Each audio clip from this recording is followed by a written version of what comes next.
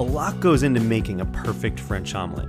That's why French chefs used to ask prospective cooks to make one as a test, since an omelet alone can reveal a cook's real worth. You can master this skill. Here's how. Start with the right gear.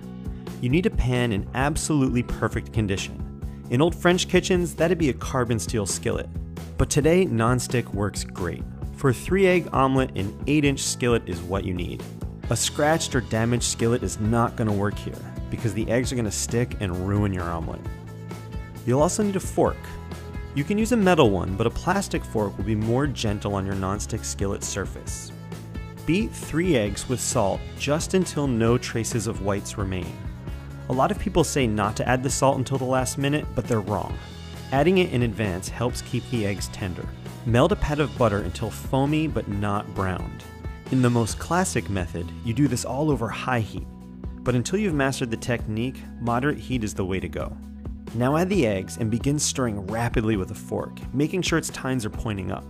Quickly work the fork all over the skillet in rapid circles while shaking the pan with the other hand.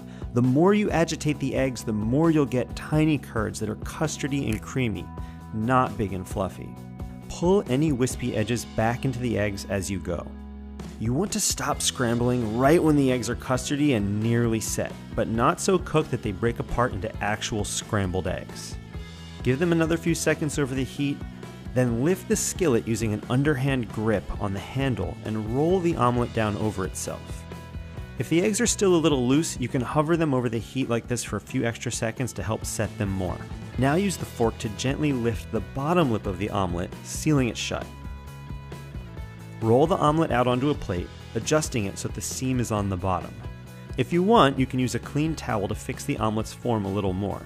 The ideal shape is sometimes described as cigar or almond-like, meaning wider in the middle and then evenly tapering at each end. If you did it well, the omelet will have a smooth exterior with little to no browning at all, and a creamy flowing center of very softly scrambled eggs.